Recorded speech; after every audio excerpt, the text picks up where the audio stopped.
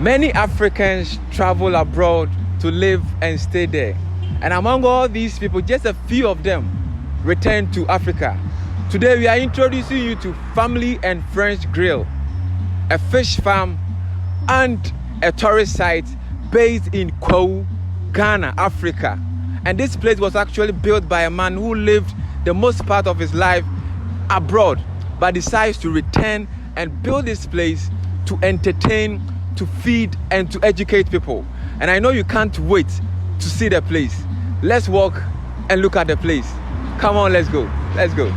Let's get walking. Shoo!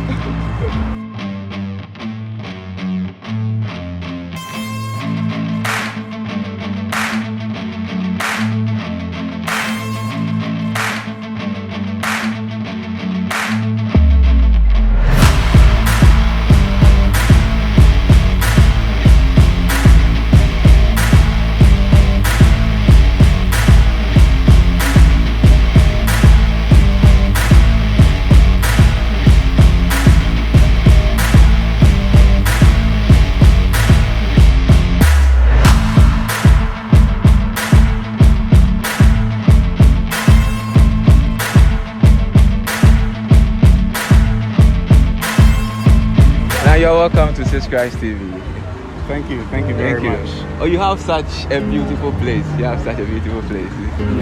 Nana, I want to ask about you. Who is Nana? Well, I am Nana Osei Omari Obrempong the second. Nana Osei Omari Obrempong the second. Yes. Okay, of which place? I am the chief of Osei. Okay. Osei, it's a small town in the Afram Plains, not far from Nkawkaw. Okay. Yes. So that's where my stool land is. All right. Okay. So did you grow up in Osei? Yes, in a way, but not exactly. My mom, who was the queen mother of the place, came to Nkawkaw, where my dad, they got married. Okay. There. But then that is our village, and so we always went there when we were kids. We stayed with our mom and grandfather, who was a great hunter at that time. So he was the founder of that particular area. Okay, that's place. Yes. So which places have you stayed apart from Osei? Are we talking locally or international? Both locally and internationally. Okay, locally. Okay, Osei, then Nkawkaw, where I attended primary school. Okay. And then later on I attended secondary school there. In Nkawkaw? Yes. Then Kwahu. That's Nkawkaw Senior High School. Okay, that's beautiful. Yes, and Kwahu, where my dad comes from. So that is where, at those days, I attended Form 3 to Form 4. Okay. Kwahu. All right. Let's talk about abroad. Which places have you stayed? Abroad, I've lived in Australia. Okay. I've lived in Papua New Guinea. I've been to New Zealand. Been to Afghanistan. Lived there for a year. Sudan. I've been to Spain, Palma de Mallorca. I've been to Israel. Yes, I've been to UK. You've been to so many places. I've been to Kenya. I've been to Tanzania. Okay. I've been to Rwanda. Where else? Liberia. A lot of places. Yes. So why didn't you set up this place over there, but you decided to come back to no, this Ghana? is home. This is home. This is home. Okay. And so what I believe is, okay, you travel, when you are young, you go and explore and then see, and then you gather experience and you bring it home. And you share your experience and knowledge so that, the next generation will learn something from it. So that was the more reason why I decided to have this particular project. Home sweet home, Nana. Home sweet home. In the first place, what motivated you to start such a project? During my travels, I was in Australia, and I saw something similar. There was a friend of mine who had something like this Okay. in his house. Okay, so there was a river, a stream next to his house, and he tapped the water from there, built tanks, and then had the fish in there. So I'm saying, wow, that is a great thing to do, because in Ghana we have a lot of rivers, and we're actually not making Good use. very good use of it, Right. other than mining, which really destroys the river. Okay. But what we have here, and I'll show you, we will go there and you'll see how. So we go to the river, we protect the river because that is the source of operation. So we tap into, we brought some of the river, we brought it right down here, and we built the tanks where the fish are. That is beautiful. Oh, yeah. So how did you start? How many people did you start with? How much money did you invest initially? Building. First of all, you have to have the land. You need to get the land. Sure, And in Ghana, you have to have money in order to acquire the land. This place you see, 4 years ago, if anyone told you that this place will be transformed, or if anyone had given you the place, you wouldn't even go near it because it was all waterlogged. Here, every place was waterlogged. Everywhere. Water. So which year exactly? This was in 2017. Okay, 2017. So barely 5 years ago. Yes. And so when we acquired the place, we had to work to control the flow of water, and so we had to get some special soil and then grow these grasses just to control the erosion and also to control the mud. And then I had to bring in my friend from Australia to come and have a look. Now, we went to many places. We went to the Western region, we went to some part of Kwahu looking for where we can get the perfect river to set the system, because the system you see all the water that is coming into the tank, there is no electricity. No electricity? No pumping, nothing. Whoa. It is a natural flow of the river. That brings, so you have to have a certain angle. The river has to be on a higher level, and so that you get it down. Yes. So there's a lot of technology in that, because we don't use electricity, and we have water constantly flowing throughout the whole year. So the water doesn't break. Okay, so apart from your friend from Australia, how many people did you employ to assist? Now, building these tanks, we had to, first of all, we had to prepare the land. We had to get the graders to come in and then get a place to work. But what I was interested in doing was using more manual labor, so that I can create employment. Because you can bring a machine here and then the machine will do everything. But what we said was, if the machine will use 5 days, if we use manual labor, we can employ about 50 people. Okay, so starting, initially we had about 15 workers. Yeah, we had about three masons, and then we had those who were digging, and the carpenters also come in to prepare the panels and all that. But at the end of it, we have created short-term employment for 219. 219 people. I remember this very well. Sure. Because people come in, they go. They were not fixed time workers. Some they come in, they do the work for 1 week or 2 weeks, then they go. Others come for 3 days, they do the job. But when you count the number of people that actually benefited from this, we have 290. About 290. Yes. Okay, that's it. Yes. All right, sure. And we had to dig a trench from the water source all the way here to bring the water here. And I'll show you. And then we had to lay the pipes. Oh, okay. So we lay the pipes from there, to get it done here once the tanks have been built. So, what type of fish do you have over here? 2 types. Okay. We have catfish and tilapia. Okay. We sort of decided to focus on these 2 because when we came here, we saw this type of fish in the river. Wow. And so that Wow. helped us to decide on the type of fish that can. So we did a fair bit of research. We got fingerlings and tested them. Okay. Sort of we manage it. Sure. And saw that yes, they could do well. And so that's Right. So, as you said, you didn't start like this, but it seems the place is becoming more beautiful and beautiful. What is the way forward? What is the plan?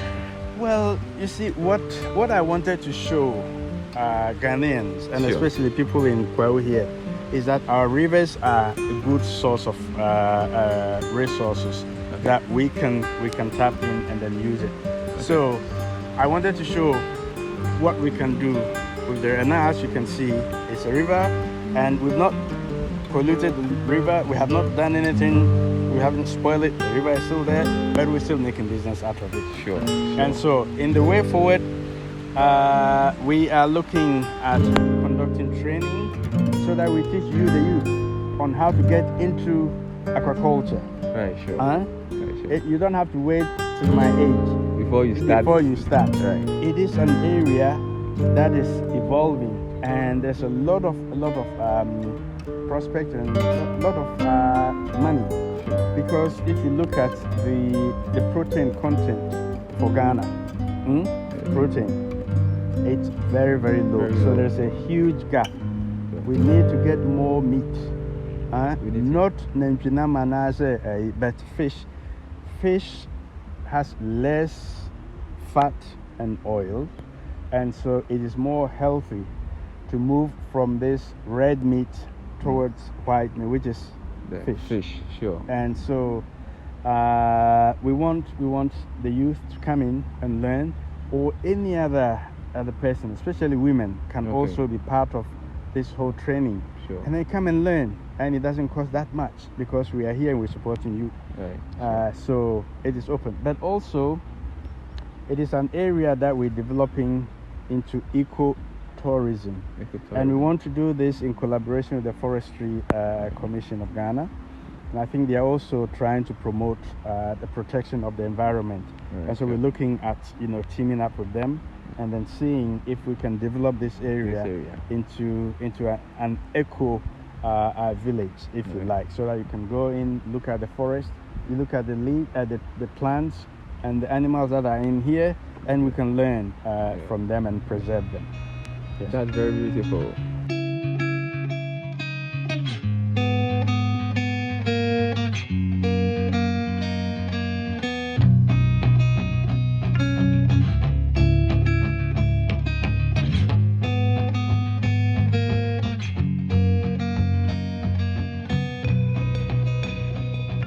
The idea is here, we are in this beautiful forest. And look at nature, look at this mountain. And the idea is that you bring your school kids, they come into this beautiful natural forest. They walk through the beautiful butterflies, frogs, birds, and so that they can learn about these wonderful creatures that we have.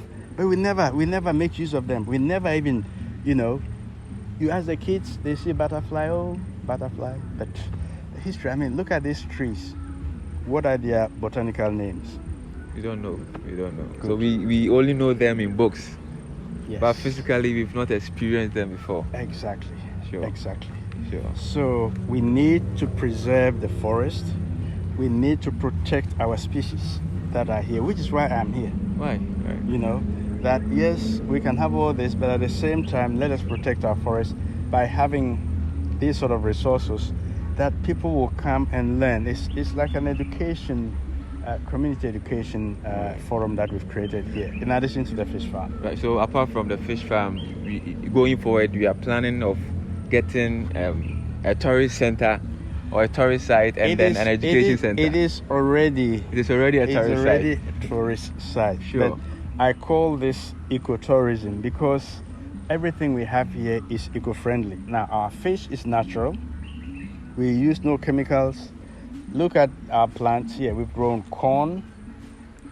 We get kuntumire from here, fresh. Right. And we take it there. We cook it for you. We make you a bunabunu. So sure. everything is natural. And it's about appreciating the natural resources that we have in Ghana and in Kwahu in particular. Kwahu in particular. Yes. Thank you. You see, this river that we're using, when we came here, it was filled with plastic bottles and all that. So we had to clean everything. A lot of waste. A lot of waste. So we clean them, and every 2 months we go around, and me and my staff, we go and we collect these things just to make sure that the river is clean. Yes. Sure. Yes. So now we're going into. I'm taking you into the intake, where we have our intake area where the water comes in, and then we also have a dam that we created just to preserve the water. Sure. The source of water. The source of the water the coming. pond. Yes. Okay. Yes. And so yes, welcome to the bush. Welcome to the bush. To the forest. And whoa. yeah. John, are we safe?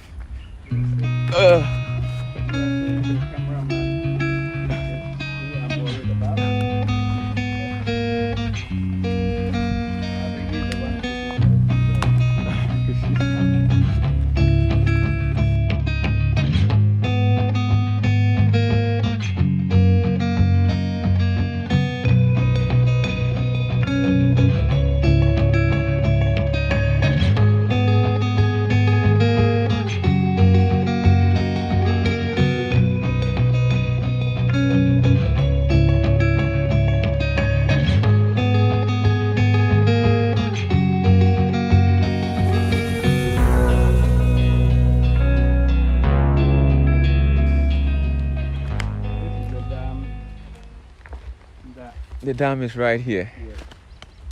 That we have. Okay, so And if you like fishing, you bring your fish rod. You sit here, and you start fishing. you start fishing from here. Okay, so Yes. this dam actually sources the ponds down there. Yes. So the idea, what we did was, you see, the river comes all the way here. So we diverted it here. So when there is heavy rain, Okay. the excess water is stored here. Okay. And when the rains is coming, we have a lot of dirt, because there are gutters alongside the road, and that's all of them are headed directly into the river. Unfortunately, this is what is happening.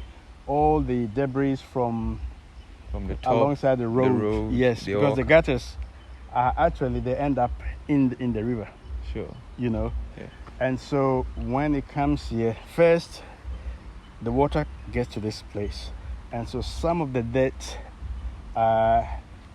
solid, what do you call it? They are deposited the sediment, deposited here, over here. and then we get a clean water, which now goes back through here into the intake. So that is there. If not, the dirt will fill our ponds, pipes, and we'll get very dirty water in the ponds, which is not healthy for the fish. So there's a lot of work. You see this? It means there's a lot of work. There are 1,000 challenges in doing this. Yes. But what you see, that beautiful thing there. But you have to go through a lot of things before you get here. Yes. Oh wow. You have mountains up here. Yes, I love this. You come and sit here, and if you are so stressed and you come here and sit down and look at this mountain, sit down here, do your fishing, or even just listen to the sound of the water, it calms you, and it sort of distress you. Right, sure. That for me, that is my experience.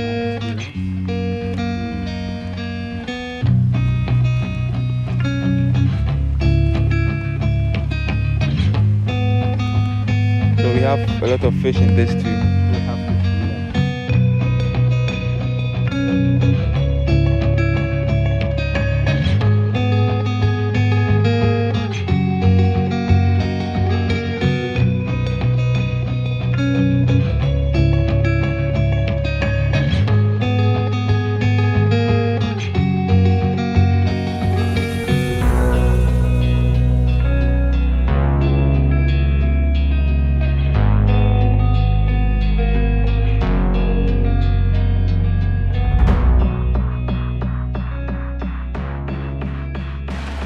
So this is what I was telling you, that this is the intake Okay. where we had to channel the water from here. We get some of the water from here, and that goes through down here all the way to the tanks. Right. So there are pipes channeling the water to the Yes. tanks. Yes. Okay. And as you can see, we've only taken certain amount of the water. We've taken certain amount of the water from here, so the water falls in there, and you know, so that's how it works.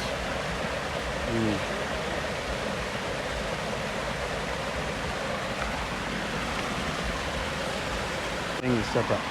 Right. Right. Coming here, listening to the sound of the river, you know, and then walking through this bush, the forest. It's body calming. Yes, It calms you down. it is the best. But you see, because we are here in Ghana, we don't even go out. We don't explore what we have in the forest. Sure. We don't. Now, look at this. Oh, wow.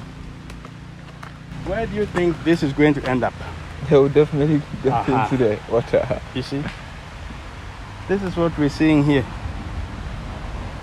They carry their garbage from home and they come and dump it right dump here. it I mean, right look, here. look at this.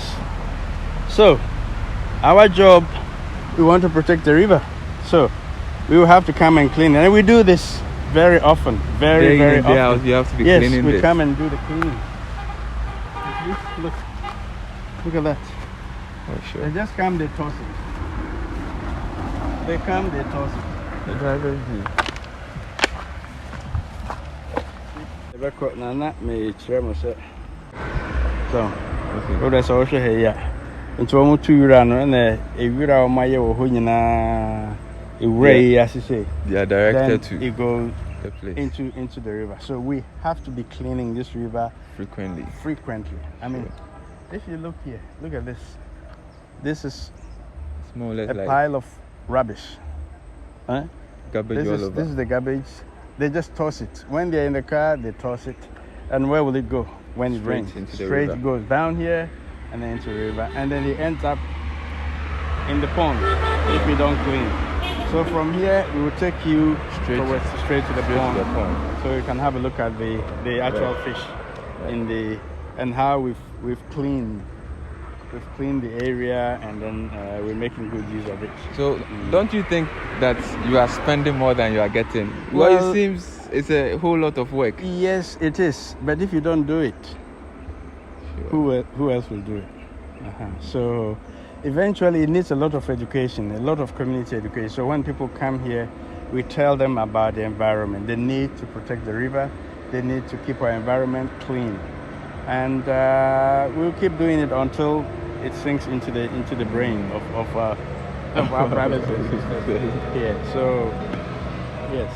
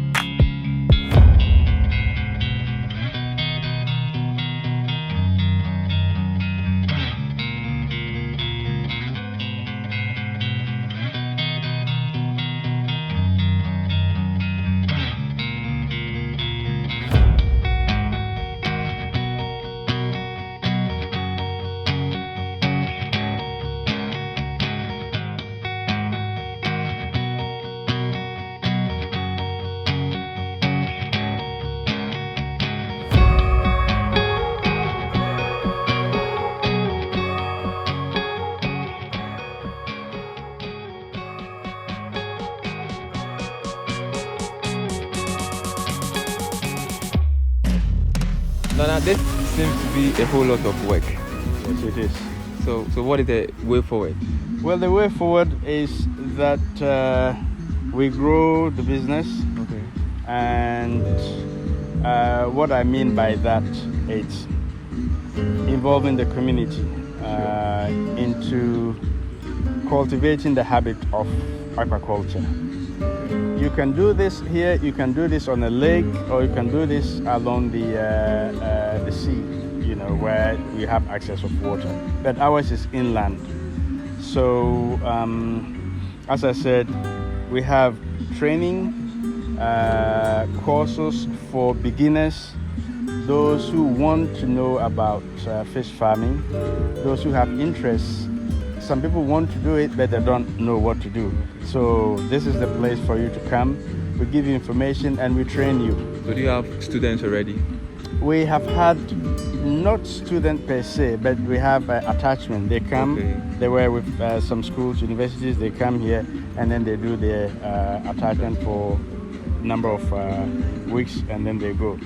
Now, so we have training programs, as I said, but at the same time, we also have workshops so that you can come into this workshop. It normally goes for a day, between a day and 3 days, and we discuss about fish farming.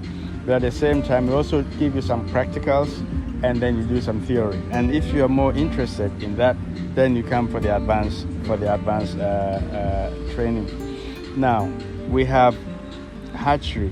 So if you want to know how to hatch your own fingerlings, so we take you through the hatchery processing and how to set it up. We will help you to set it up, and then we train you on how to actually manage a hatchery. And then we have the grow out, where if you just want to buy the fingerlings, stock them in your tank, and then feed them and then grow. We help you. But you also have feed. We have a machine that we cut our own feed. And so if you're interested in knowing how to make fish feed, we can also give you the technical know-how, and then you go for it. Now, that is the training aspect. But if you're looking to buy fingerlings, The business aspect. if you want to buy fingerlings, this is the place to come. You order your fingerlings, we grow them for you.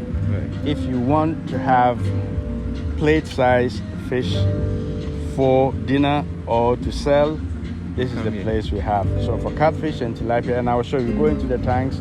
Shall we get yes. in? Now, but before you go in, you need to disinfect. Disinfect. You step in this. Oh, yes. okay.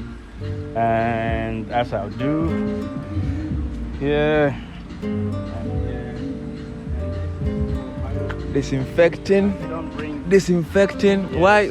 Why do you need to disinfect before you come Okay, inside? here we have some chemicals in this particular water here, so that you know the shoes we've been wearing, you don't know where you're coming from, and you might have stepped into something. We don't want you to bring any possible disease here. Yeah. So you come in here, you disinfect, and then you are safe to go. So if you don't do that, it's possible that you kill all the We fingerlings. won't let you come in. All right, sure. Yes, we won't let you come in. So these are the tanks, and each of these tanks can take 15,000 fingerlings. Each of the tanks. Yes. So how many As tanks do you you see. have here? We have eight Eight tanks. Yes. And so So you we know we stock can it. count about how many fish. in you here. know, at times there are some mortalities. You know, Okay. when you have the fish in here, the fingerlings, some will die. So we take that into account. Okay. So roughly, we can say you can have up to 12,000 in each of these tanks. Each of the And tanks. then, yes. 12,000 each of the 8 tanks. Each of the 8 tanks, yes. Okay. And if everything goes on well, yes. Okay. So this is So what stage is this one? this one. They are about 3 months, 2.5 to 3 months, Okay. and so they have another 3 months to go, and they will be ready for sale. They're sale. ready to go out. Yes, for plate side. Okay. Yes. So how many months does it take for the It takes fish 6 to be months. ready? 6 months. 6 months. Yes. It takes Okay. about So 6 where are the months. fingerlings? Yeah. The fingerlings are on. John might bring some feed to, so that we can feed. Let me get some feed. I'm just going to.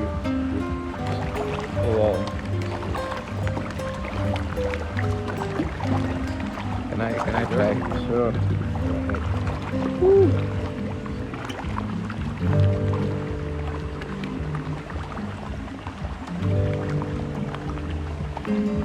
You want some more?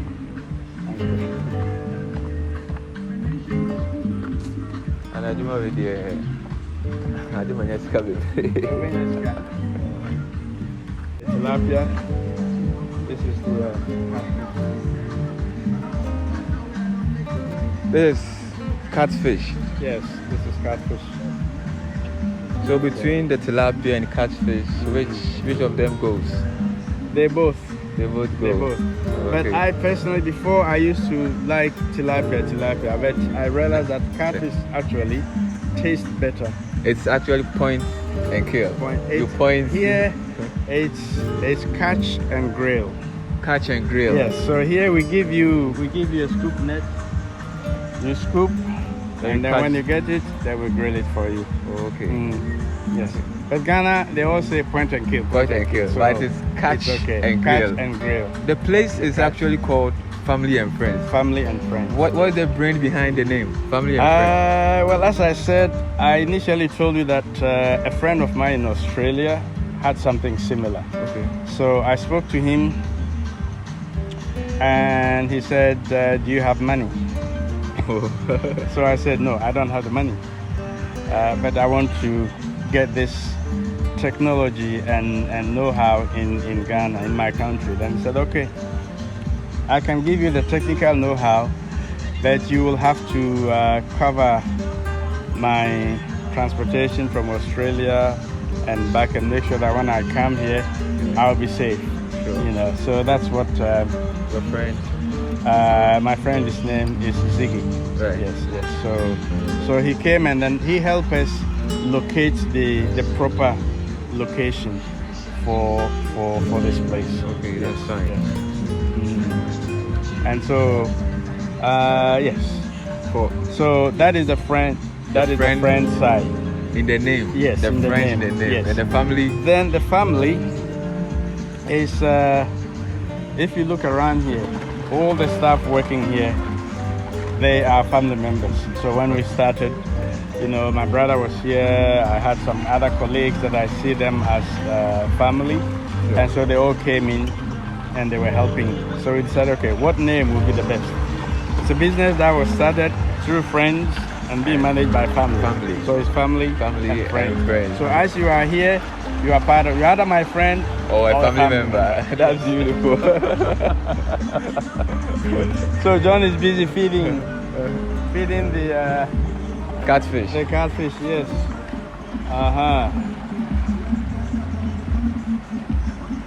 So, if somebody wants to start a business like this, what advice will you give to the person? First of all, get information. Do research. Don't just go in because you've seen someone doing it. I encourage people to do it. That's why I'm saying we are a resource, a local resource here. If you want to do this, come and talk to us and let us guide you. You see, get good information. Look at what the cost involvement will be. Look at your time involvement, that is your investment of time. And then see if you are ready, then you go in. Sure. But if you come and listen, you get information, you research, and you look, this is not what I thought it would be, so I'm not going it. Then that is the best business decision you make. Sure. Right. There are a lot of people living abroad, like a lot of Africans living abroad, and they are scared to set up businesses in Africa. Yes. What advice will you give to such people? Well, home is home. Home sweet home. Yes. And what I always say is that, our forefathers, our four leaders like Dr. Nkrumah and the others, they built this country for us. And we are enjoying the fruits, the sweat, the blood, and everything that they poured into making this country what it is today. Now, if we don't follow suit, if we don't do that, and we keep enjoying using all this, a time will come when there will be nothing left. Sure. Then we will go back to the olden days where we will have to walk. But today we are enjoying. We have beautiful cars that we're riding in. We have roads that are tarred. And this is all from the sweat of our forefathers. It is our time to take the baton and move it forward so that in future our grand and great-grandchildren will also enjoy, and then they will continue. But if you don't do, if you go and live in abroad, you live there, spend all the years overseas, and come here old, you come and you die. And your children and great-grandchildren, what will happen to them? So we need to build. We need to build. Sure. We all have to contribute. Come home, come and invest home. Home sweet home. I tell you, you get fresh fresh fish. Fresh fish. Yes, I mean, Right. look at the environment. I mean, just look at this mountain. Very beautiful. Beautiful. Very And yes, let's all build the country. Let's make it better. Sure. Let's make it better. So I am calling all the brothers and sisters overseas. Please, this is the time to come and let's build this nation together. We can do better when we work together. So come. Me, I'm calling you. Anyone is interested, come and join me here. And let's move this ahead. Thank you, Nana. Okay. Thank you for making yourself available to this Christ TV. All right. All right.